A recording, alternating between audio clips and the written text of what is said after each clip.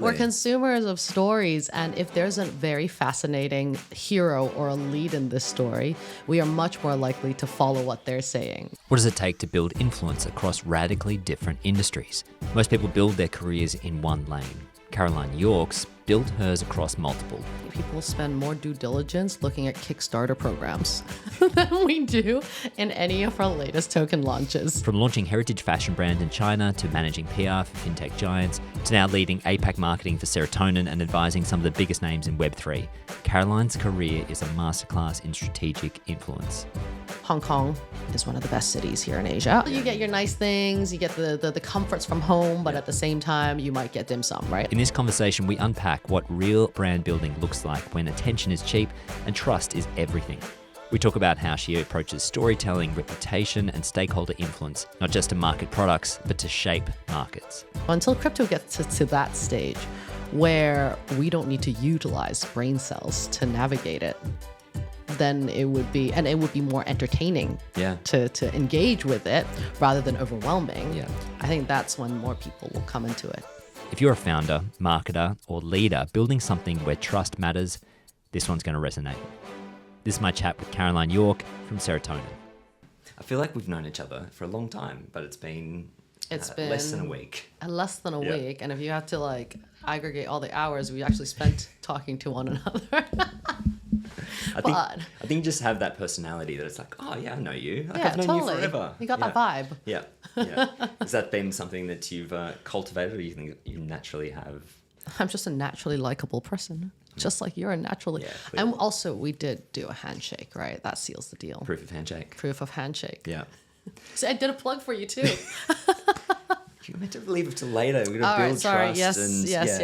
We're not trying to sell anything. Right, of course. This is a very trust-based system. Permissionless and trustless, actually. We're giving information, alpha, insight to the audience so that they can learn, not to be sold. New platforms. And people don't even know what handshake is at the moment, so they will though. Okay, all right. I mean, you'll talk about it in a bit, right? If you keep this up, everyone's gonna know. All right. But as I said before, my interest is really in finding the stories in Web3 that show people building long-term sustainable projects, things that have either a real connection to technology, legitimate following of community, and then ultimately also just a good business. Because I waver between belief and disbelief in the whole space in terms of my conviction. So I want it might be great to tap into some of your conviction, because I know that you've been engaged in the space and you're such a, you play a pivotal role here in Hong Kong. So I'd love to kind of draw on your energy and enthusiasm as well, and learn also beyond that why it is that you feel so passionate about this space. Okay, that's a lot to unpack, but let's get started from why I'm drawn to the space first. We'll reverse engineer this. So kind of fell into this Web3, I was going to say Web3 nonsense, but that would offend a lot of people. But, kind of fell into Web3. If you can't say it's nonsense. you have to take it lightly. You have to take it lightly as well, It's right? a wide space. It's a big tent. It's kind of weird also to say, I kind of fell into the internet. I kind of fell into the internet space. That term in itself is a bit nonsensical. But I kind of fell into the space because I was working for a fintech company. And throughout the fintech company, actually it was very, very traditional finance with a bit of tech innovation in it. And we wanted to launch these ETFs that diversify your portfolio. And we had AI back in the day already, so we were doing algo trading. This is before ETFs were cool. When were they cool again? Okay, sure. Let's say it that way. Okay, cool. And my boss came up to me one day and was just like, Bitcoin's a thing now. And I was like, okay. I mean, we knew it was a thing since 2012. It buys more than pizza. And he's like, but we want to get this in the portfolio. So Caroline's study about Bitcoin and get that into our marketing campaign. And I recall I was like the peak 2021. The peak. Yeah. We wrapped these trams here in Hong Kong. big pink trams with Bitcoin falling all over it. It was pretty incredible. It was impressive. Yeah. Yeah. That was the craze when there was literally no regulations for how you market crypto. Yeah. So anyway, I fell into that because I kind of read further into the topic itself because I had to talk about it, right? Usually if you don't really have to study it, you wouldn't go there. There's a lot of people that don't know a lot that are talking about it. So, I mean, I wouldn't... That's also worrying. Yeah, it is. But I hope they actually study a little bit to talk about it because otherwise it sounds really... it doesn't sound very credible, you know? So I looked into it and I had a couple of friends who were also in the VC world and they've always been talking about it. I've heard it bantered about, but never really took it seriously. It wasn't until I really went in and read a book about blockchain. I was like, oh, there's actually tech underneath this, right? You know, like everybody thinks crypto is just like fake money. It's just like floating around, tons of rug pulls. You hear about scams, but the underlying technology is super cool. And I was like, yeah, that makes sense. This is why we call it Web3, the owned internet, right? And so when I look at that, I can definitely say I'm passionate about the underlying tech. Whatever people build on top of it, you know, that's really up to them. It's really up to them. And so when I looked at this, I was like, there's so many different use cases. So just off the top of my mind, I think things that would just improve the lives of people could be at the time, like, you know, we had COVID as well. I was like, injections, healthcare. Can you please just let me pass through the border? Because I have been injected by the COVID. And you know, and like, a lot of the immigration officers would be like, I don't believe that this is a true certificate of the fact that you underwent this gruesome task of getting yourself injected with viral strains of who knows what, right? I think between Hong Kong and Melbourne, probably two of the most intense COVID experiences, right? In terms of for sure. Everything that went on. Unless you're in China, then you get complete lockdown. Yes, of course. Yeah. So I was just trust, that trust factor. Trust factor. Also, you don't have to get it doubly verified. It's just like, I've never heard of this hospital. Yeah, you're never going to hear about all the hospitals around the world, right? So getting almost like, you know, in the mind space, it's like a QR code that you can scan and it just gives you the whole history, right? You can do that for education as well. You can't fudge education either, right? You know, people on LinkedIn love saying like, I'm from Harvard. You went there for a summer course, you know? So it's like, you can't really lie about these credentials anymore. And I thought that was really cool usage of this technology. It's immutable. So that was when I really fell into this Web3 or blockchain technology. And then upon that, then you start talking to a lot of companies, right? And the question is, what are they building in the space? There were lots of cool ideas. Like right now, you know, real world assets, a huge trend. Back in the day, NFTs and like, what was it, artist rights as well, being on chain. Yeah. I thought all of those were such great ideas. Right? Well, I mean, funny. RWA is still a thing. But also IP. I mean, yes, just IP. Story protocol. Airdrop, IPs, literally IP, you know, the coin has just kicked off. And so what really strikes me, and we're at Consensus 2025 this week, is that there's the hype layer, or above that, there's the kind of global, like, media layer. Yeah. The impression from the outside. There's the CT hype layer.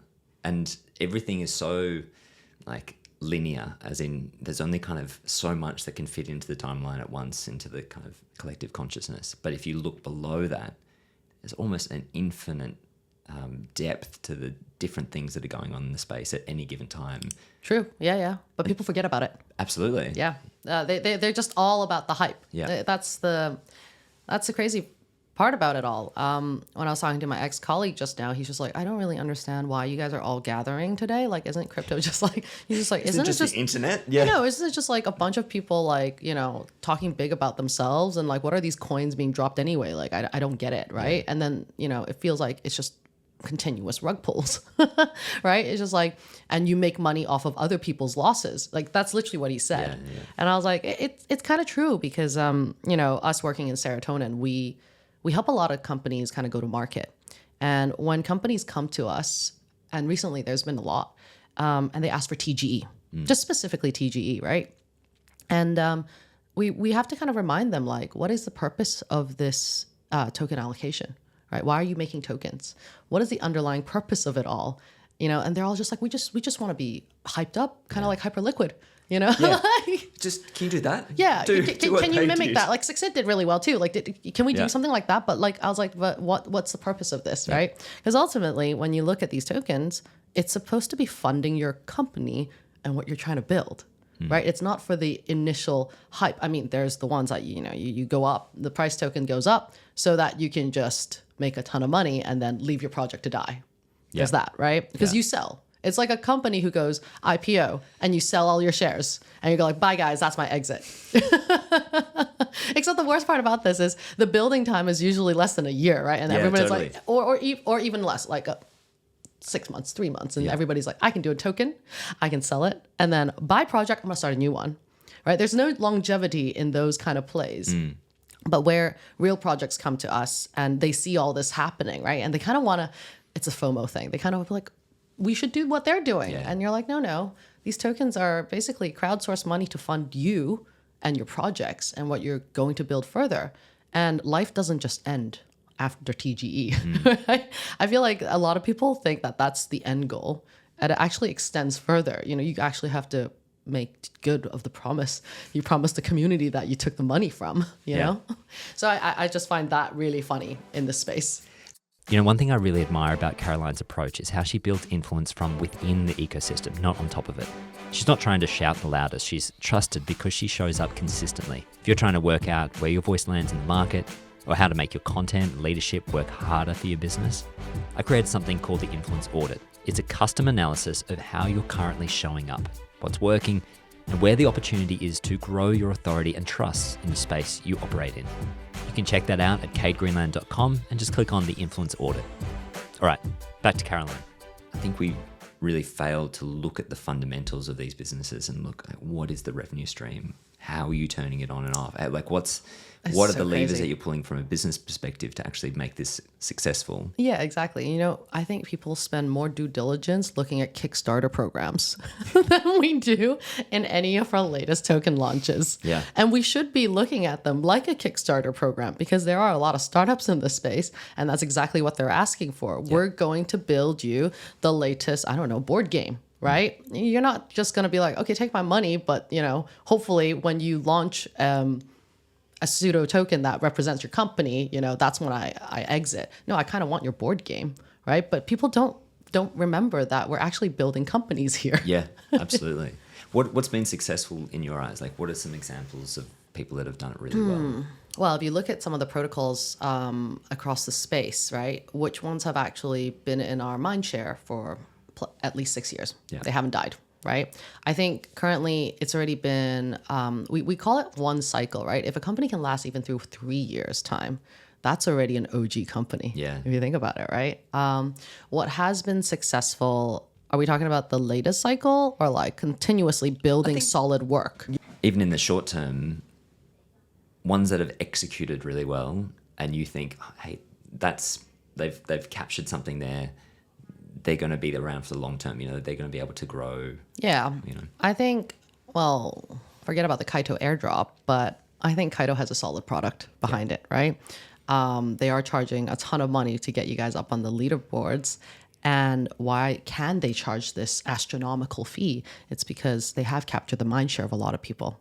They've really found a problem to solve for, which is everybody wants to get mind share. And so they gamified it, right? I think that's a good example. I don't see them as, touch wood, we never know in this space, but like I actually find that that's a genuine product that worked well. Some of the other ones, and this is in the marketing sphere, right? We have products like Addressable, Spindle. We're actually targeting ads. Again, there's a real need for it, right? I love Addressable. I love what they're doing. I mean, in terms of the perfect use case of Web3 and the power of combining traditional marketing approaches with on-chain data. It's just like, this is it. This is what we've been asking for. It's super exciting. And the thing is, like, when you're talking about these kind of programs to Web2 marketers, it blows their mind. right? We're talking about next level marketing. You wanted, if you go to the traditional marketing conferences, right? They're still talking about like, how do we personalize these ads? We're in that phrase, right? Yeah, and so you're like, now we have AI, which you can make instant copy almost. And now I know your wallet. I know what you sell. I know how long you hold things. I can pretty much build a profile of you, even without knowing your name, right? Or your gender or anything like that. I just know these are the places you frequent. And I think that is super, super cool. And I think the technology should only go up from here. Like we would get scarily more Black Mirror-like. Yeah, you seem so excited about that. I'm a little bit disturbed. We're at the conference, we're talking about AI swarms. Yeah. Yeah, AI agents who talk to other AI agents to come up with a conclusion. And just before that, I was having a conversation with someone from the ETH Foundation, right? And we were talking about like, there's how do you make a decision that would be almost human? Because, we have multiple voices in our heads usually. We're pretty fractionalized in a way already. But then you have... I love that, yeah. You have an AI agent representing all the different voices in your head. And so they, as an AI swarm, can come to a collective decision, which should replicate how Caroline does a decision or how you would do a decision making. Yeah. We're going to get to a point, and I don't think we've really wrapped our heads around this, but there will be a point in the not too distant future where I'll be interacting with Caroline agent, and I will know that it's not you, but I will be interacting with it just as if it is you. Yeah, so you'll be sold on it. You'll be sold on the copy of it. I just know it'll be so well aligned with your personality, with your point of view, with your instructions, with how I speak, with how you speak. That it's like, okay, like it's just the same as picking up the phone and speaking to you. Or a video chat. The thing is, we already have accepted that as a society. Like since the telephone, since we've been having a phone call with someone, we're not actually, it's a virtual representation of that person. Yeah. But this is the next level, and it's a duplicate. It's like we're cloning ourselves. Which digitally. Actually makes it much more efficient, because every time you say, I wish there was more copies of me to do more work. Yeah. We're going to get that. That's Black Mirror. That is totally, yeah.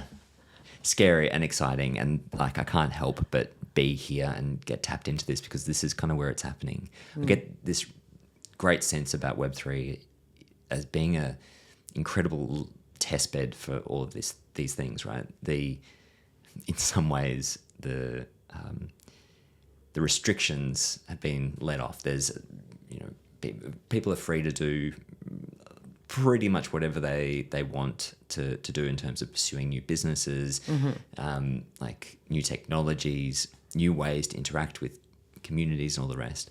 And it's resulted in this kind of Cambrian explosion of new ways for us to come together, to do commerce. I'm just waiting for the kind of big moment where it comes back into the wider economy. We get that mass adoption moment. What do you think is missing at the moment for us to get there? So here's a funny thing. Again, love it. I think one of the best ways to get information, insight, and alpha is actually just through talking to a lot of people. That's why people love coming to these conferences, right? Yeah. I was talking to someone and they're just like, crypto genuinely is not just work. It's a lifestyle. You have to embrace it fully. And I was just like, I kind of understand, because, we're round the clock 24 hours. Yeah. We have so much information we're filtering out. You hang out with friends, because I think a lot of people, when they come into crypto, they're maybe looking for that money-making moment that's going to change their lives, right? It's just like those crypto, rags to riches Cinderella story kind of thing. Yeah. So she's like, I came into crypto to make money so that I can live a better life, and so I don't have to work as much, right?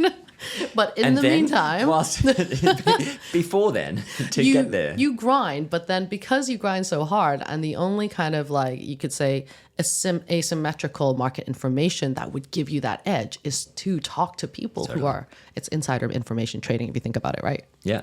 Yeah, right? But doesn't that exist everywhere? Everywhere. Except now we're eventually going to get regulated, right? But so as you were saying that, it's like you have to embrace the culture. Yeah. And the only way that you can actually enjoy nature from sometimes is just like have friends outside of the crypto circle, right? Yeah. So when will the rest of the world want to take on this kind of lifestyle?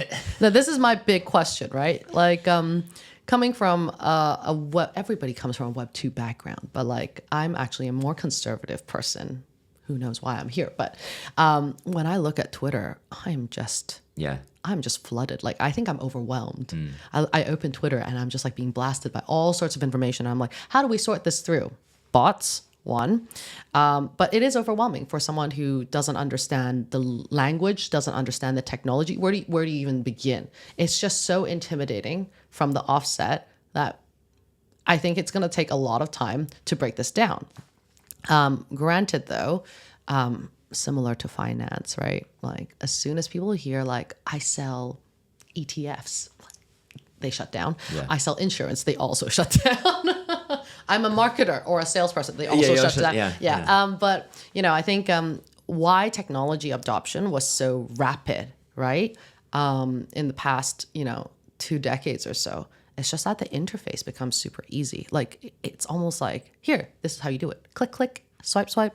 Oh, and it's intuitive enough that you don't have to use a lot of brain cells to navigate. Yeah. So until crypto gets to that stage where we don't need to utilize brain cells to navigate it, then it would be more entertaining to engage with it rather than overwhelming. Yeah. I think that's when more people will come into it. See, I got hooked by the challenge. Like I guess I'm a technologist at heart. I still get such incredible satisfaction when I'm sending money to someone's wallet or sending tokens to different wallets, and I click the button and it's gone. Like it's there. Exactly. And you log into MetaMask and you click in the fox watches your cursor. It's like that takes me back 5 years, and I'm like, yes, I remember mid-COVID grinding away, like chatting to the people in the DAO that I was part of, and there's this immediate history in the space because we've kind of invested so much time and energy and passion into it. Mm-hmm. So I've got a lot of vested interest in it being successful. I do struggle bringing that into client work, for example, because I'm like, I'm in it, I'm passionate about the space, but I have to then step outside and look at this problem from first principles. It's always about understanding what your audience wants, right? What actually makes sense and resonates with them. I mean, marketing 101. Yeah. Even if we're super passionate about the space, talking about it in a language that they don't understand, talking about it in a manner that they just don't resonate with, or even finding case studies to be like, see, this is how it works. And those case studies to them are just the most awful things ever. I think it requires a bit of, I wouldn't want to say dialing back, but reframing the message so that whoever it is, through whatever level of awareness in terms of technological insights that they have or skill sets that they have, that they can actually understand what we say. I think that's key. But it's also taking that first step, right? They have to be comfortable to know that you're not going to sell them on something that they don't understand, and then it's going to, cause a lot of hurt later on. Yeah. Or shame or embarrassment. Yeah. Part of my struggle with Chorus, my agency, decent content, the Web3 brand, even that I have to separate the two, I have to, that's challenging from a brand perspective. So long I've had the Web3 side over here, kind of in the shadows or in the, right. Yeah. Because my, mainstream clients in technology and SaaS, my perception is that there's a stigma in the crypto space and being involved there. Whereas if you look at it from a technology point of view, they're very, very similar. They kind of resonate with each other. But there is this this divide, and I think it is, to your point, language and culture. It's so different. It feels so different to mainstream. So isn't it you come from Australia, right? And, I think one of my colleagues, he's told me about the Bitcoin conferences that you guys have in Australia. The vibes can be very different, right? Australians, bottle of beer, standing outside, shooting nailed whatever. it. You nailed the stereotype. Whereas like, if you want to be taken seriously in Hong Kong, sure, you have the happy hour, right? But then have you noticed a lot of people are in like B2B. They're wearing shirts for some reason, right? They're talking to the regulators. It's like different markets have very, very different kind of approaches to get this adoption through.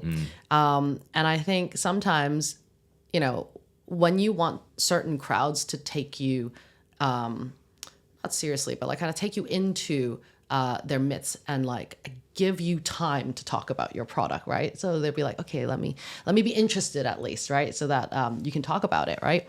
You have to dress up in a different way. So like when you're talking to the artists, you're not going to talk about the tech. You're going to talk about the cool artsy stuff they can do on top of it. Like the fact that they can get paid royalties, because usually artists don't get paid much, right? Like how do you monetize off of your own fans, right? Like those kind of things appeal to them. When you talk about like, payments and like this infrastructure is the best, even then it's like, it's great. But remember, you're not talking to the CTO, you're talking to the CEO who's like managing the business, right? They don't need to know about those nitty gritty specifics. Just go high level. How is this going to improve, your bottom line, right? So I think I would love to, I haven't been to Dubai yet, but I would love to see what kind of like climate that is. We see consensus now. This is a bit of a mixture between like, guys in hoodies. Maybe it's a guy in a hoodie with a blazer on. Totally. I have felt like, where do I kind of sit here? It's right. And people make like these almost like minute assumptions about you, right? So it's so traditional. You can't dye your hair blue, for example, and then go to a bank, just waltz up to it. Nobody would give you the time of the day. Yeah. So like if you want to get crypto adoption in the big wigs, you have to look the part, speak the lingo to them. And so be like, the technology itself is going to revolutionize the way banks do business, that kind of thing. Is that what you do?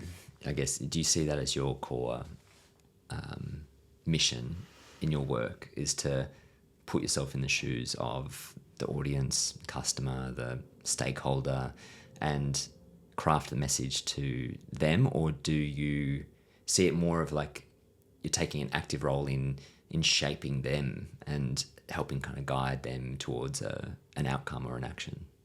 It's a bit of a dual way, right? So for sure, it depends on the push-pull factor. If they are already a little bit intrigued, falling down that marketing funnel, right? Then it's more about shaping their perception of what it's like in the space.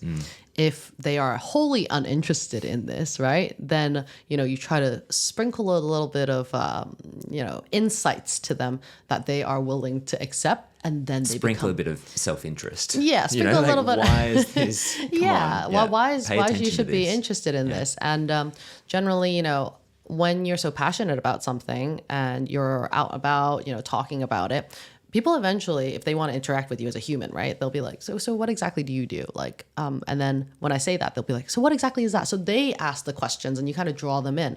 And as you draw them in, your narrative will influence the way they think or reshape some of the biases that they have. Yeah. With your role at Serotonin, in this the APAC region, you've already spoken about cultural differences, Australia here, Dubai. What are you doing here? What is the goal that you want to achieve? Oh, is this the plug part? See, I was less obvious than you. Sorry, I mean, bash people over the head. I like it. I call it out for what it is, so people know exactly what it is. We're all about transparency, right? Serotonin. When I actually met Amanda, the CEO, back when she was trying to explore this market a little bit, I find it's quite interesting because usually a lot of people from the Western continents, they don't really know what Asia is, right? So it's not until you set foot here in any one of the cities that you really get a blast of cultural difference. It's like, wow, it is a different place altogether. I can't take my old mentality and apply it in this space, right? So I met her a while back, and I loved how she talked about the space, right? Because she was, if we were to talk about it, she's one of those OGs, from the Ethereum Foundation. And then we just became friends, first and foremost. And it was only later on when they asked us, oh, hey, Caroline, we're looking for someone here to expand our APAC presence, that I was just like, oh, okay, tell me more. So the story goes, and it is the narrative that you are seeing a lot, is companies, projects from the West do want to expand into Asia. And we saw this back in the day in the 1970s, like big brands wanting to make an impact here in Asia because they realized there's a lot of people in this area, right? But how did they do it? I mean, it's still not an exact science. It's an art, right? You need to tap into that local culture. You need to tap into those narratives, as I was saying, what appeals, what don't. And so she's like, Caroline, we're going to start a hub here because Hong Kong is one of the best cities here in Asia. I mean, that's why it was like, it's been a hub for so long, right? Yeah. Whatever people may say, the naysayers may say, you have a thriving nightlife. There's so much components where people are able to do business here. And at the same time, you get local flavors that are not too overwhelming, Yeah, totally. Yeah, you can't palatable palatable. You get your nice things. You get the comforts from home, but at the same time, you might get dim sum, right? Like, so... So that's where we decided to like have the first hire. It was like because she was based here and she loved the city. And then our role right now is just trying to expand further out, right? And each of these markets are so unique, right? So this is going to be central command, but we're going to have to leverage on, our local teams. So we went to India Blockchain Week and wonderfully we hired a couple of colleagues there. I'm hoping that when I go over to Korea, I'm going to hire a couple of colleagues there too. Every place we go, we're going to hire a couple of colleagues. We leave a trail. Hires. Exactly. And then obviously we have some hires also in Indonesia at the moment, right? Cool. Yeah. They will give you the on the ground insights. It's all well and great when you're coming through with a strategy from above, but you need boots on the ground to really apply this strategy and tweak it. So iterate on it, right? And make sure that it actually hits home. Yeah. I heard a great interview with one of the founders of Magic Eden recently, and it was just almost an offhand line talking about their strategy for getting into different chains. He's talking about the recruitment that they do, and it's like, we go and we find people within that community, and that's who we work with. We don't come in from the outside and impose a brand or every chain that they open up. It's one platform, but even if you see in the UI, you press a button to Bitcoin, to Solana, and it subtly shifts the experience and what the focus is. I just thought that's it. That nails what's needed to jump across these communities and from a global level, right? How to get into these hubs. For sure. Hong Kong has always been this, this meeting point of everything from a commerce perspective and cultural perspective. And I'd love to see how in the future it gets its own energy in Web3. Yeah. We're not coming into Hong Kong to use it as a launching pad. It's literally, this is you have to assume the local Hong Kong flavor of it. Yeah. And I think I'm going to put a Web2 brand out there that I think has done really, really well franchising themselves. McDonald's. Yeah. There is no other brands that I can see that has such localized menus. Oh my God. Yeah. Right? Have you thought about that? I had a muffin for breakfast. I sent a photo and sent it to my wife and I said, they've got pancakes in muffins here. It's a huge deal in Japan, and they had to import that from Japan for Hong Kongers who love going to Japan. See, knowing that nuance it's a localized touch, right? I say this because last night, as I was finishing up all of our events, I was really hungry, and McDonald's came to mind. Surprised I didn't see you there. But I'm just saying, like, they really understand that the taste buds are very different in each of the markets, and therefore they create a menu that appeals to them, and therefore McDonald's is loved worldwide. Right? It's not like we're still trying to sell like the fried chicken wings here in Hong Kong or whatever. They also realize that uber sweet desserts don't have the same appeal. So many desserts brands have failed in Hong Kong or in Asia in general because it was too sweet. Yeah. So I think knowing that nuance and tweaking yourself, it's not seen as failure. It's actually seen as iterations of success. Mm-hmm. Yeah. There's a lot to learn there for projects that are building multi-chain solutions, or they're trying to expand into, or at least co-opt other communities into their technology or their platform, right? So how do you speak the language, know the culture, know the people? And I'm a big believer in the power of personality when it comes to navigating where we're going, particularly in the rise of AI, but the technology we're building in Web3, I think the need for founders and community leaders to have a voice and to be able to use that voice and generate content and constantly be out there is going to get more and more important as we go. And we already know, content is king, and we're consumers of entertainment. Yeah, absolutely. We're consumers of stories, and if there's a very fascinating hero or a lead in this story, we are much more likely to follow what they're saying. To this day. That's why movies still exist, right? And likewise, I think if each project actually imagines themselves as a bit of a movie. Really? That's a good analogy. Yeah. Who are your main characters? Who are the characters who don't have to be on screen, right? Yeah, totally. Yeah. I love that you love tweeting about your cat, but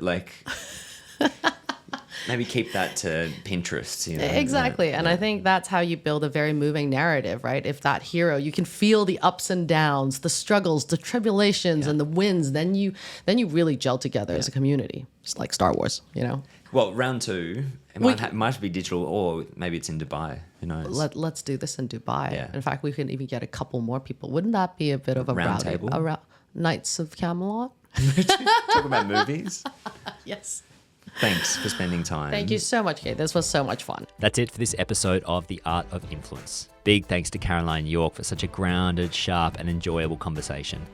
There was so much to take away, from how to build trust in noisy markets, to how to stay relevant across technology shifts, to why real influence is about consistency and credibility, not just attention. If you loved this episode, I'd love for you to share it with someone who's building in a high change environment.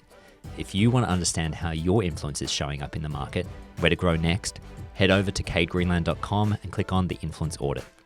And if you want to stay up to date with every episode of the show, as well as other insights, frameworks, and behind-the-scenes content, you can subscribe to the newsletter there. Until next time, keep showing up, keep building trust, and keep crafting influence that lasts. I'm Kate Greenland. See you in the next episode.